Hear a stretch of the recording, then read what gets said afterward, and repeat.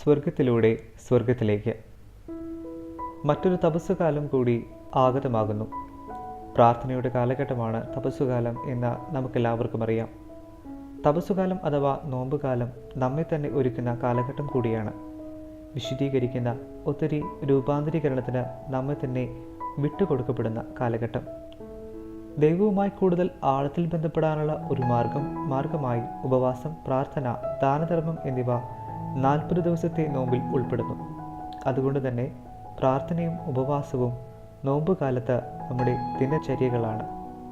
എന്നാൽ അത് എത്രത്തോളം ആഴത്തിൽ അതിൻ്റെതായ ഉദ്ദേശശുദ്ധിയോടെ നാം അനുഷ്ഠിക്കുന്നു അല്ലെങ്കിൽ പ്രാവർത്തികമാക്കുന്നു എന്ന് ചിന്തിക്കേണ്ടിയിരിക്കുന്നു.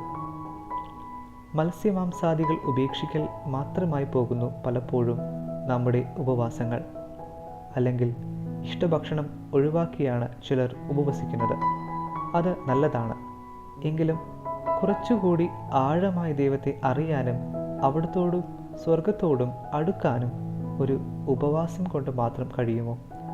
ഉപവാസം എന്നത് നമ്മുടെ തന്നെ മോശമായ സ്വഭാവങ്ങൾ, ദുശീലങ്ങൾ, ഏറെ ആനന്ദം നൽകുന്ന കാര്യങ്ങൾ എന്നിവ ത്യജിക്കുന്നതും കൂടിയാവണം. ഇത്തരം ഉപവാസം നമ്മുടെ ശീലമാക്കി എടുക്കാൻ സാധിച്ചാൽ നമ്മുടെ ജീവിതത്തെ കൂടുതൽ മനോഹരമാക്കാൻ അത് സഹായകമാകും. മാനസാന്തരം കൂടി ഈ നോമ്പുകാലത്ത് ചേർത്ത് പിടിച്ചാൽ ഇത്തരം ഉപവാസത്തിന് വലിയ പ്രയാസം അനുഭവപ്പെടുകയില്ല.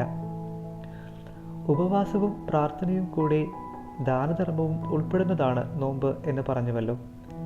എങ്കിലും ഉപവാസത്തിൻ്റെയും പ്രാർത്ഥനയുടെയും കൂടെ പലർക്കും ഇന്നും ചേർത്ത് വായിക്കാൻ കഴിയാത്ത കാര്യമാണ് ദാനധർമ്മം എന്നത്.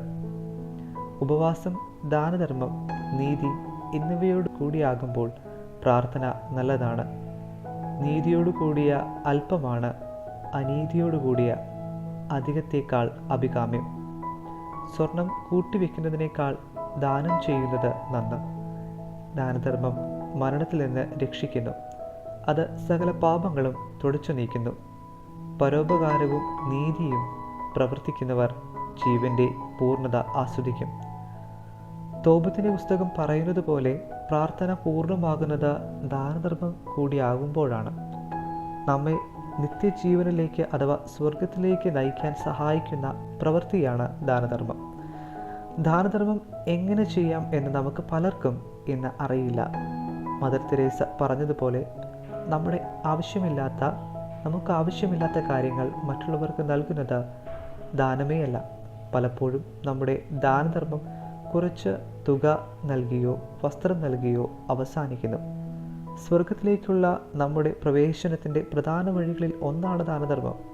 അതും ശരിയായ ദാനധർമ്മത്തിലൂടെ മാത്രമേ നമുക്ക് സ്വർഗം സ്വന്തമാക്കാൻ സാധിക്കുകയുള്ളൂ. ദാനധർമ്മം പണവും മറ്റു വസ്തുക്കളും നൽകുന്നത് മാത്രമല്ല, മറിച്ച് മറ്റുള്ളവർക്ക് വേണ്ടി നമ്മുടെ സമയവും സമ്പത്തും ആരോഗ്യവും സ്നേഹവും കരുതലുമൊക്കെ നൽകുന്നത് കൂടിയാണ്. ആരുമില്ലാത്തവരെയും നിരാലംബരായ രോഗികളെയുമൊക്കെ സന്ദർശിക്കുന്നതും അവരുടെ സമയം ചെലവഴിക്കുന്നതും അവർക്ക് ആവശ്യമുള്ള കാര്യങ്ങൾ നടത്തി കൊടുക്കുന്നതും ദാനധർമ്മമാണ്.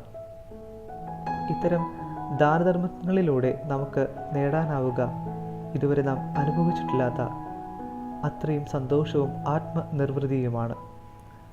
അനാഥരും രോഗികളും നിരാശ്രയരുമായ ഒത്തിരിയേറെ നിഷ്കളങ്ക മനസ്സുകൾ താമസിക്കുന്ന സ്വർഗീയ ഭവനങ്ങൾ നമുക്ക് ചുറ്റിലുമുണ്ട്. അവിടെ സന്ദർശിക്കാനും അവർക്ക് അല്പനേരം ആശ്വാസം പകരാനും അവരെ സന്തോഷിപ്പിക്കാനുമൊക്കെ സാധ്യമാകുമ്പോൾ നമുക്കും സ്വർഗം സ്വന്തമാക്കാൻ വഴിയൊരുങ്ങും. കഴിഞ്ഞ കുറേ നാളുകളായി ഹോളി മോഡിലേക്ക് കടന്നു വരുന്ന ഒത്തിരി നല്ലവരായ മനുഷ്യരിൽ ഞാൻ കണ്ട പ്രത്യേക ചൈതന്യവും സന്തോഷവും ആത്മനിർവൃതിയുമൊക്കെ മറക്കാൻ പറ്റാത്തതാണ്. ഇല്ലായ്മയിൽ നിന്ന് പോലും മാറ്റിവെക്കാൻ പഠിപ്പിച്ച കുറേ ആളുകൾ. മാനസിക വെല്ലുവിളി നേരിടുന്നവർക്കുള്ള പുനരധിവാസ കേന്ദ്രമായ ഹോളി മോണ്ടിൽ താമസിക്കുന്ന ആളുകൾ നിഷ്കളങ്കരാണ്. വെറുപ്പും വിദ്വേഷവും ദേഷ്യവും കുശുമ്പും ഒന്നുമില്ലാത്ത സാധാരണ മനുഷ്യർ. അവരുടെ വഴക്കുകൾക്കും പിണക്കങ്ങൾക്കുമൊക്കെ ഏതാനും നിമിഷങ്ങളുടെ ആയുസ്സേയുള്ളൂ. പരസ്പര സ്നേഹവും ഐക്യവുമൊക്കെ ചേർത്ത് പിടിക്കുന്ന ശിശുക്കളെ പോലെ നിഷ്കളങ്കരാണവർ. ലോകത്തിൻ്റെ പാപത്തിൽ നിന്നും ഭൗതിക സുഖങ്ങളിൽ നിന്നും രക്ഷപ്പെട്ടവർ. അതുകൊണ്ട് തന്നെ ഇത് ഒരു സ്വർഗമാണെന്ന് ഞാൻ പറയും. ഇത്തരത്തിൽ ആശ്രിതർക്ക് തുണയാകുന്ന ഭവനങ്ങളൊക്കെയും സ്വർഗങ്ങൾ തന്നെയാണ്. ഈ സ്വർഗത്തിലുള്ളവരെ സന്തോഷപ്പെടുത്തുന്നവർക്കും സഹായിക്കുന്നവർക്കും സ്നേഹിക്കുന്നവർക്കും ഇവരെ ചേർത്ത് പിടിക്കുന്നവർക്കും സ്വർഗമല്ലാതെ മറ്റെന്താണ് കർത്താവ് നൽകുക?